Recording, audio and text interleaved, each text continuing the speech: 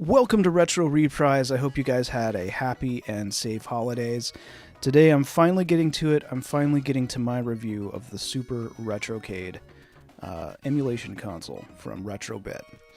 So real quickly, I just wanted to talk about something. I did notice when this console came out, people had their reviews out 24 hours of release time with this thing. And I can really appreciate that people want to have the review out so people will watch their videos. But I decided to spend a little bit more time with this. I've been playing with it for about 2 weeks. And I really wanted to form a solid opinion before I went to you guys and did a review on it. But let's just get into the review. Now, if you're not familiar with what this console is, it's basically an emulation box, similar to your NES Classic Mini, SNES Classic Mini, the at-game Sega Genesis console. There's basically games built in here. This has got 90 games from a couple of different publishers, IREM, Data East, Technos. So this is kind of a unique console in that it's got some different game developers and for it. So this is kind of interesting. So I'm going to share with you guys what I like, what I dislike, and some nitpicks that I don't think hurt the overall thing, but stuff that people may notice. And hopefully by the time you're done watching this video, you can make an educated decision of whether this is something that you want to buy or something you want to pass up on. So first of all, let's get into what I like about this console. The first thing I'm going to show you, this is the back of the console here. What you'll notice is over here, let me see if I can, the camera's opposite from what I'm looking at here.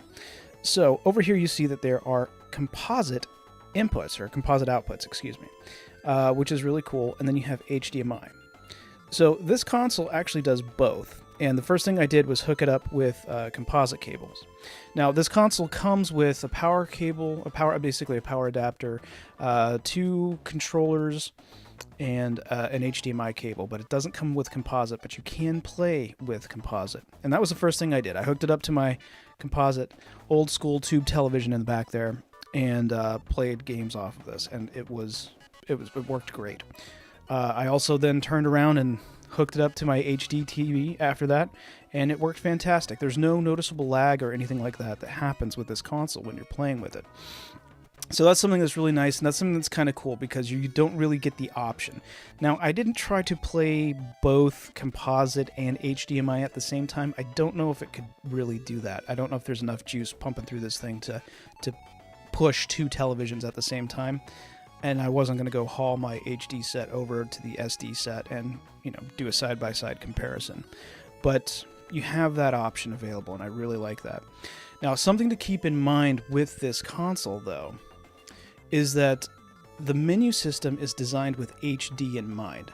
So if you've got this playing on an SD set, you may notice that in the menu system, the words can be really small and be kind of difficult to read. And that's because the menu system was built with HD in mind. Now, that I don't think takes away from the experience. When you have a console like this, and anything that bounces back and forth between HD and SD, you're going to have to make some sacrifices. Back early in the, I believe like the mid-2000s, when HD was becoming a thing, you had a lot of DVD players that had big chunky letters if you had an HD set. And that's because they were designed with standard def televisions in mind, but if it could bounce back and forth between, say, like a 4:3 aspect ratio or a 16:9 aspect ratio, you had chunky languages. Well, this did the opposite. They decided to go with an SD screen because most people are using, HD screens, because most people are using a 16:9 1080p at least television these days. So I don't think that takes away from the experience, but just keep that in mind if you're going to play on a standard def television, that the menus are a little tiny. The lettering for the menus is small. The other thing I like about this is right here, there's an SD card slot. And I do have an SD card hanging out right there. So with the SD card slot, now the purpose, the official purpose for this is to provide yourself with some more save states, because you can do save states on this thing. And I do use it very nicely. Now, there's some other things that are going on. Retro-Bit has said that they want to support this console, and so hopefully, there's a couple things that I'm hoping for. What I'm really hoping for is some firmware updates, some improvements on maybe some of the emulation. We'll get into that in just a minute. But they've also talked about having some DLC. So you would essentially go to their website, I guess pay for some DLC, load it on your SD card, and pump it into this thing, and then you should be good to go. There's something else. You can put other games on here. I'll get into that sort of towards the end of the video. But yeah, having an SD card slot and having ability to maybe add games, or even better yet, adjust the firmware on this is a really good thing. So the other thing that I like about this console, and I'm going to just hold this up, is the controller. Now, I've actually done a full review on these types of controllers. This is the Super Retro controller. They've been out for several years. The review I did is about 4 years old. I recommend go checking that out. There'll be a card that pops up so you guys can see it. So I'm not going to spend a lot of time on the controller, but I am going to talk about some of the things. Let's see if I can give you guys a better view. I really like the way these controllers are designed. They're curvy, they're ergonomic.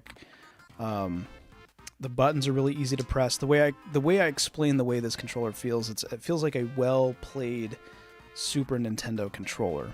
So it's a little bit looser than, say, if you're used to the really super tight Super Nintendo controllers. This is going to be a little bit looser feeling, but I really enjoy the feeling of it. Now, my complaint that I had in my review of these is the same complaint that I have with them now. I love the design of this controller. I would love to see Retro-Bit invest a little bit more in the buttons. So the buttons are okay for now, but I could see these breaking very easily. I really wish that they would invest in better plastics for these.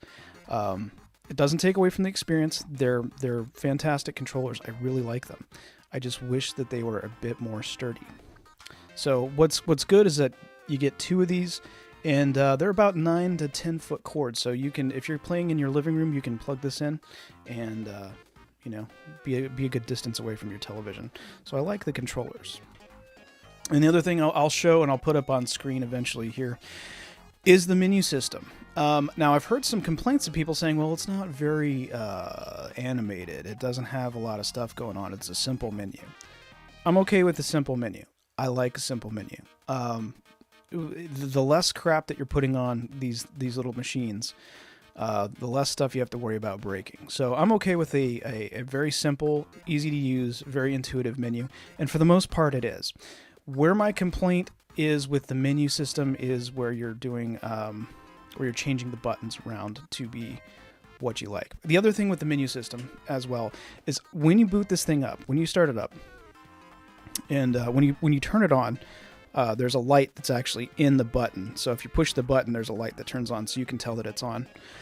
But in the menu system, everything is set to 16:9 widescreen. So before you get into a game, you have to hit select and then select original aspect ratio. Otherwise, all the games are going to be stretched. I think they should have gone the opposite direction with that. I think they should have had all the games in their original aspect ratio, and if you really wanted to play it stretched, you could. But those are just 2 minor nitpicks with it. I don't think it was that big of an issue. So ultimately, that's going to bring us down to how does this emulate? This is an emulation box. How does it emulate? And my answer is, okay, it's all right. Now, for the most part, a lot of the games, like almost all of the games, play flawlessly. I had 2 games that had some, what I consider to be big issues with the emulation.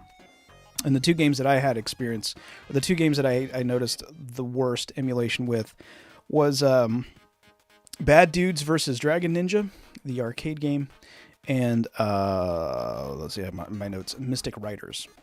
And I'm going to show you guys clips of those with me dipping out here so you can see what the issues are. But let's talk about Double Dragon, or, jeez. Bad Dudes versus Dragon Ninja.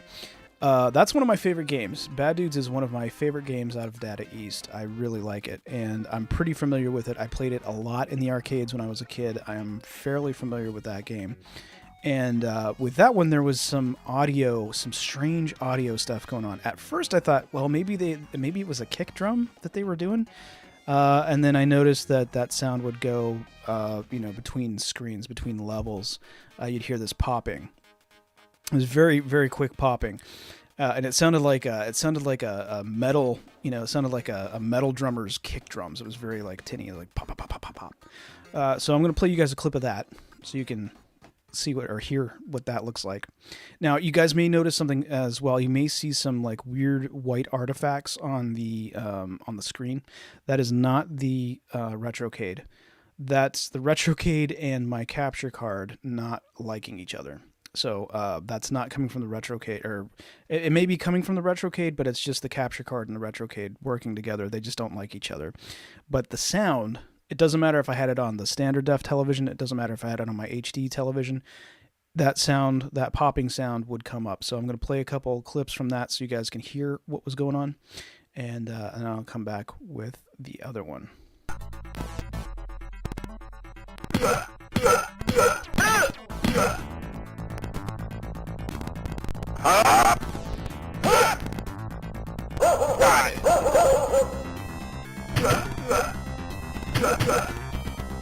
Got it.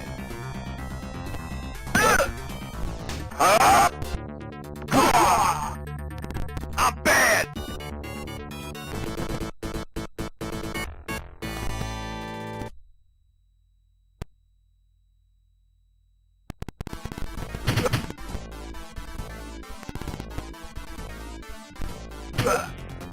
Now, the other game that was having issues was Mystic Riders. Part of the thing with kind of judging what's going on with some of these games is that you have to know when something is naturally happening in the game, like slowdown. A game like Double Dragon, for instance, which is on this console, has slowdown. The more characters that show up on screen, the weapons and stuff like that, the game does slow down naturally. And that's something that the arcade did.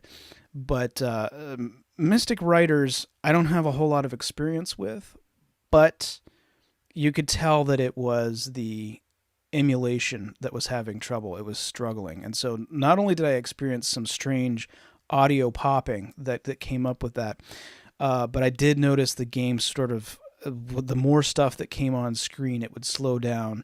It would get real... It's like it was dropping frames. And so that's when stuff would start to get busy with it. So I'm going to show you guys a clip of that and show you guys what that looks like.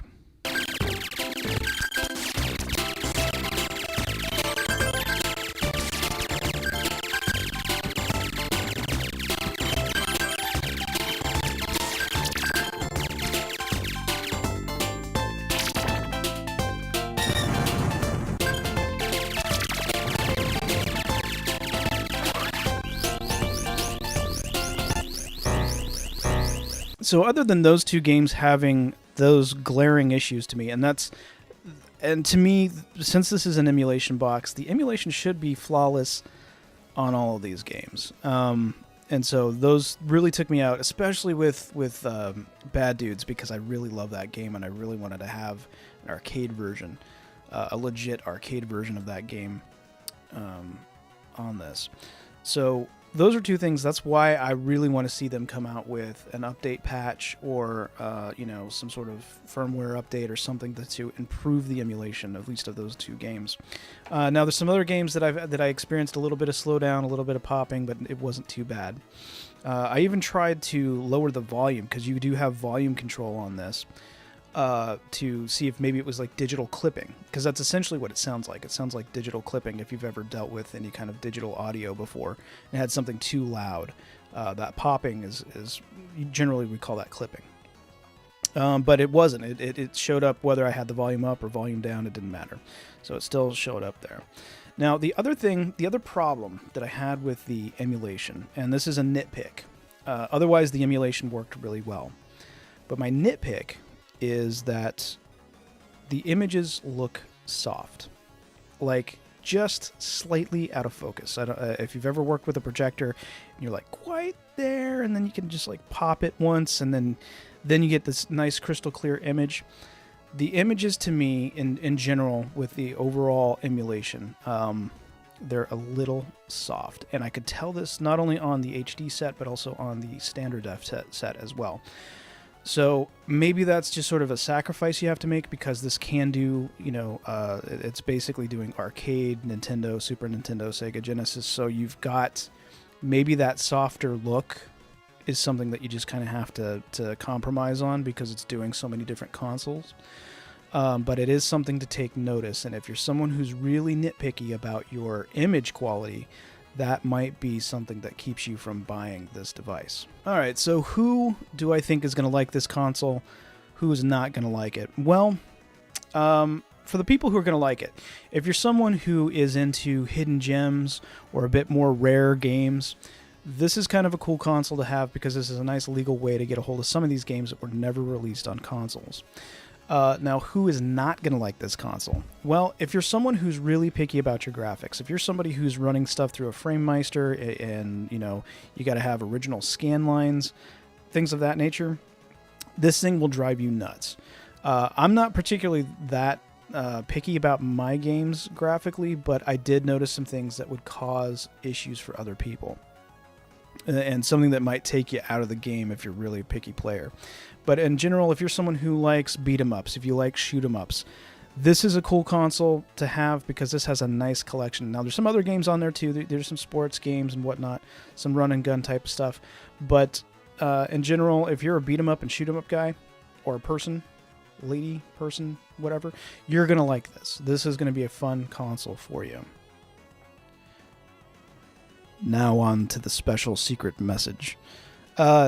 It's no secret with this thing that you can shove some games on an SD card and play them on this. It's fairly easy to do. There's other people who've shown, there's other videos out there. I'm not going to go over it here, but there's other people who put it on their YouTube channel where they talk about putting games on here and how to do that. How does it handle that? Well, first of all, you have to keep in mind that the system was not designed for that. So do that at your own risk. But I did play around with it. I put some Super Nintendo games that seemed to handle everything. I threw at it there. Same thing with Genesis. Same thing with NES. Mame is where it gets a little shaky on. You have to keep in mind the types of games that this has on it. And generally, if you stick around with those types of games, you're going to experience a better time. You're not going to play something like a Tekken or a Killer Instinct 1 and 2. You're not going to get those kind of games to work on this generally. But if you keep it to sort of your general arcade beat 'em ups, your late 80s, early 90s type of stuff, you can generally get some decent games on there using the SD card. But that's it for my review. I'll give it an overall score. I give this an overall score of a C+. That sounds maybe a little bit harsh, and it really comes down to the emulation. I really want the emulation to be rock solid on this, and I'm a little surprised that they let games like Bad Dudes, walk away. This thing came out of the manufacturing plant with a game like Bad Dudes or Mystic Riders, with the emulation not working as well as it should. So that takes big points off for me, but in general, I think most people will like it. So that's going to do it for my review here of the Super Retrocade. And I want to know what you guys think on a couple of things here. If you've got one, do you like it? Do you enjoy it? And if you got any questions, leave them below in the comments. I'll try to answer them for you. So I've got some questions and some things to request from you guys. One, do you like this method of a review where I'm just hanging out, talking with you guys, showing you some stuff with the console? Or do you guys want more of a professional style where I'm doing like maybe a voiceover over video shots of this stuff? Just kind of curious. And the other thing is, please like, comment, and subscribe. It helps the channel out a lot. I'm also going to leave a link to this below, so if you want to pick one up, if you haven't done it yet, I'm going to leave an Amazon link. if you go through my link, that helps me out, that helps my channel. So, please think about that if you're wanting to pick one up. And that's going to do it. So, guys, thank you. I hope you have a fantastic 2018, and I'll see you on the next Retro Reprise.